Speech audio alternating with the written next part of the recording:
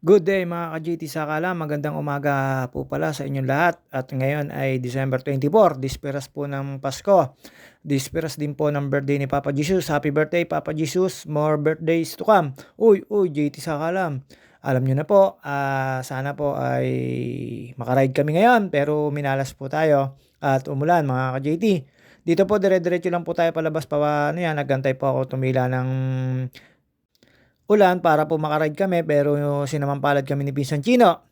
Pagdating po namin sa Shell, sa antayan po namin sa meet-up ay nag-uulan kaya napag-decide kami na bumalik na lang po at mamaya ng hapon tapos or kinabukasan Christmas na mag-ride.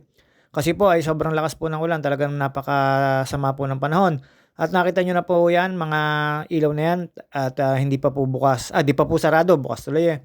Paglabas ko po dito ay wala po mga pool agent. Siyempre na malakas po ulan, baka mamaya pa po labas nila. Yung mga legit pool agent, si Kuya Pab, si Randy, at marami pa pong iba. Lalo ho si Taray, Jeric Gutierrez. Ayun po, hindi ho talaga wala ng sa kalsada dahil po yan ang hanap buhay nila mga ka-GT.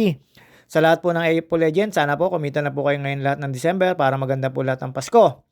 At palabas lang po ako diyan mga ka-JT, naglalakas pa po ang ulan niyan kaya po nag-decide kami ni Pinsan Chino na bumalik na lang. Pero nakalabas na po ako ng highway niyan. At doon nga po, pagdating po namin sa Shell, hindi na po tumitila at nagkukwentuhan na lang kami ni Pinsan Chino at mekos-mekos na lang about doon sa dating ride. Tapos maraming salamat nga pala Pinsan Chino sa jacket na binigay mo.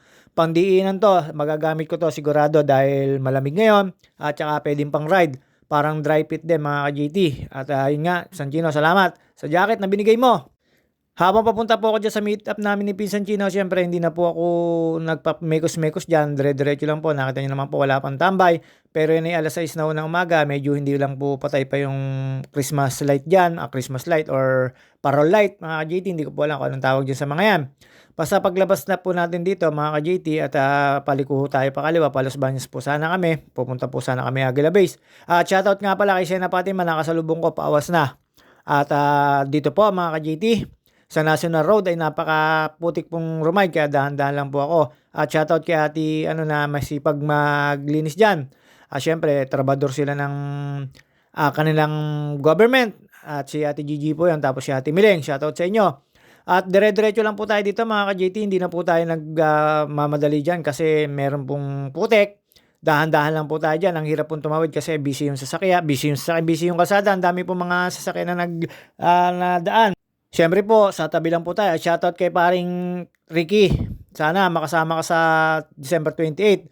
At ayan po, dadaanan nyo po yan paglabas nyo po ng Pansol at lagi po meron ganyan na matatagtag-tagtag kayo. Pero okay lang po yan, panggising yan. Early warning device po yan pagkakaalam ko sa mga nasa kalsada lagi. Warning po yan. At siyempre magpapakita po ang JT sa kaalam na to. Nakita nyo naman po, naka long sleeve. Akala ko po, dire-diretso po kami pag-ride para po masarap po sa pakiramdam pagbaba. Naka long sleeve at maiinit.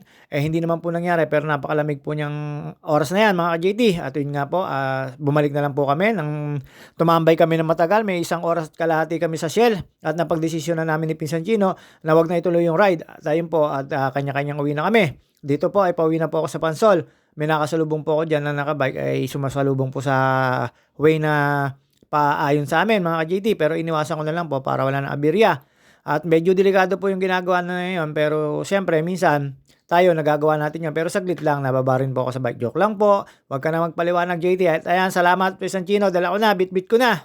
Habang papauwi ako dyan, pabalik, siyempre mga ka-JT, nakita ko po, busy na po yung Pansol. At isang dila nga dyan mga ka-JT, ayan, napagdesisyonan ko, magmarites na lang po sa bahay.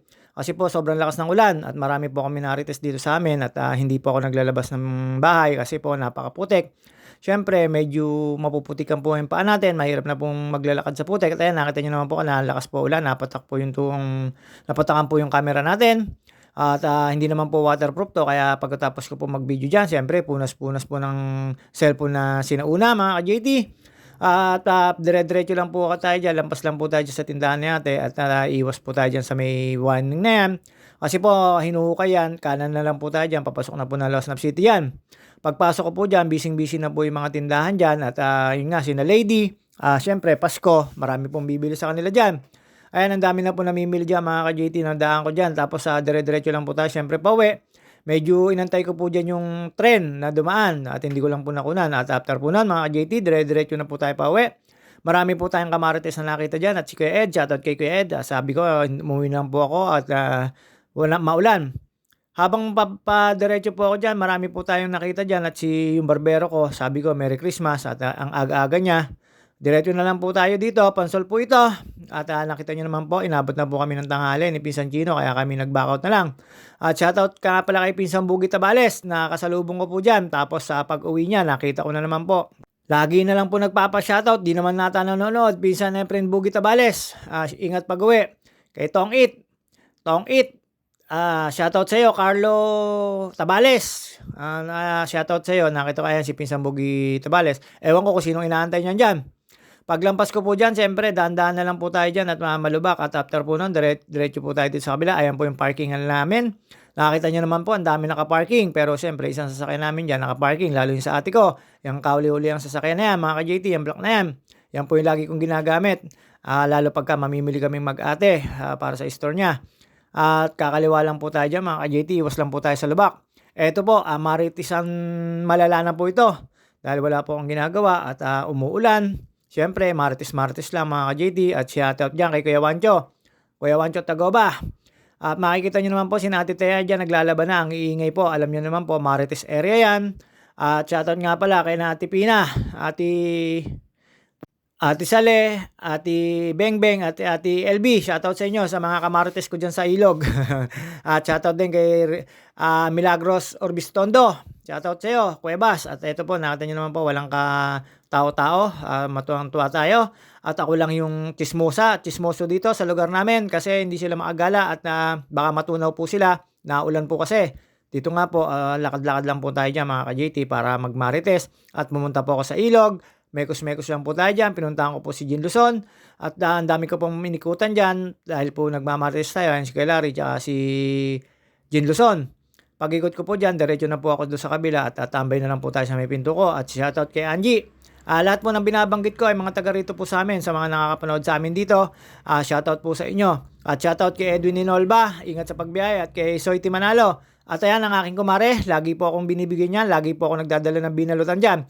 Naharang ko po yan at may dalang buko pandan. Pero yung buko pandan, wala namang buko, puro pandan at ano lang. At ayan, inantay niya po ako. Siyempre, Martes din po yan. At nabigyan na ako ng kumari ko. At tuwan-tuwa na po ako. Ayan, shoutout sa ate ko. Napatay yung parol. Tulog pa yan. Nakita nyo naman po ang aking kapatid. Tulog pa po sa lugar niya. At dito po, umikot lang po ako. Nagmekos-mekos lang po tayo. At dumaan po tayo. At kay ate Amy, shoutout sa iyo. At kay Randy, shoutout. Ayan, bumalik po siya kasi maulan po. At may dala po siyang, alam nyo na po, pangkaraniwan po dito ng ibang pagkakakuna ng pagkakakitaan ay ang maging tagapaglaba po. Napaka-sisipag po talaga ng mga taga rito sa amin. At syempre, extra income po yon. At kay Ate Baby, shoutout sa iyo. Kaliwa lang po tayo dyan. Punta po tayo sa Maritisan. At dyan, nakita nyo naman po si Prince, ang alternates boy. Mahilig po yung sa simbahan. Lagi po nagpe-pray. At ito po, dumaan po tayo dito. At nakita nyo naman po yung mga kamarites ko. Mamaya pupuntahan ko yan, yung nandyan. Tapos ito, nakasalubong ko po dyan si Ate Amy, pauwi na. At shoutout sa iyo, Ate Amy. Ayan, nakita nyo naman po. May dala po siyang tapos na labada na. Siyempre, ito pong ilog namin ay para sa lahat po. At lalo sa mga taga rito, may mga kanya-kanyang pwesto yan. At shoutout sa mga kamarites ko rito. At nandyan po si Amelia, pagkakaalam ko. Tapos, nakita nyo naman po. Medyo tahimik po yung lugar at walang mga bata. December 24 po ngayon, 2024. Nakita nyo po dyan na hindi nyo lang mapapansin po kasi ang dami pong isda dyan. Pero pwede pong hulihin yan kung may panghuli kayo. Ayan, napakarami pong isda dyan. Hindi lang po makita kasi malabo. At yun nga po, pagkatapos ko rito, tumambay na po ako dito sa may harap ng bahay ko at nagmarites-marites. At ang dami ko po nakikitang waterproof. Ewan ko bakit ang daming napunta rito sa amin. Tsaka dun sa lugar na nasa harapan ko at dun sa may papuntang bukid. Di ko alam, baka may shopping mall doon. Ang dami po akong nakita waterproof dito. Kahit nababasa, tumatalbog lang yung tubig. Pero syempre mga ka-JT, naging ganun din po tayo. Alam na sa mga nakakaalam po, sa mga taga-Pansol. At shoutout nga pala po kay Conchita Di Magila sa magkapatid na to. Busy po yan. At lagi po sila nagtitinda lalo sa simbang gabi kasi meron silang overload. Puto bongbong mga ka-JT. At shoutout kay Bebang na waterproof. Ang laki po ng payong at ewan ko, hindi ko alam kung anong hinahanap niya ni Bebang. Siyempre Martes lang po tayo. Gagawan ko po sila ng usap dito mga ka-JT. At Martes nga, siyempre alam nyo na. Basta tumambay lang po kayo dito sa National Road na to. May mamarites kayo dito. At ayan si Igray, na napakaganda at napakaputi dito sa camera mga ka-JT. Habang nakatambay kami, ayan, ayaw magpakuha. At yun nga po mga ka-JT, nakatambay lang po tayo dito. Siyempre, nag-aantay ng imamarites. Nakita nyo naman po, ayan, si Ate LB po ata yan mga ka-JT. At dire-diretso lang po yan. At makikita ko mamaya yan sa kanyang pwesto mamaya sa ilog. At siyempre, yan po yung mga ano nila. Mga mababait na nanay yan, yung makikita nyo mamaya naglalaba. Sigurado ko po, mga damit nila po yon. Minsan, extra income. At dito pa mga ka-JT, habang nag-aantay po ako dyan, kulimlim po. At marami po dumaan na ginagawan ko ng issue. Lalo si Bulok at si Ugting. At ayan po, nakita nyo naman po mga waterproof. At si Angie, shoutout sa iyo, G. Nakita nyo naman po yan, waterproof din. Galing po sa, ano yan, sa pwesto ng labahan niya. At dito po mga ka-JT, antay lang po tayo ng antay ng mga imamarites. At yon, siyempre, kinunan ko po yung aking pintong bahay. Nakita nyo naman po, Billy Amore at saka Pansol Bikers Group, my group. At syempre, magpapakit lang po tayo mga ka-JT. Wala po akong magawa niyan, tapos buryong na buryong ako, Christmas na Christmas. At shoutout kay parang Lolong. Merry Christmas sa lahat po ng ka-JT Natics at sa mga nanonood sa akin at mga sumusuporta at lahat ng kachismisan ko. Shoutout sa inyo. Pag nakikita po nila akong nakahawak sa camera, lahat po sila nagtatakip ng muka. At kay Ugting at kay Bulok. At ayan, dumaan po yung asawa ni Pisa Willie at si Pisa Willie din ay dumaan at may dalang malaking bangos mga ka-JT.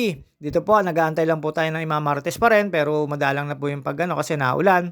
Marami po tayo nakita rito na pwedeng imarites kaya lang nag-uulan po mga ka-JT.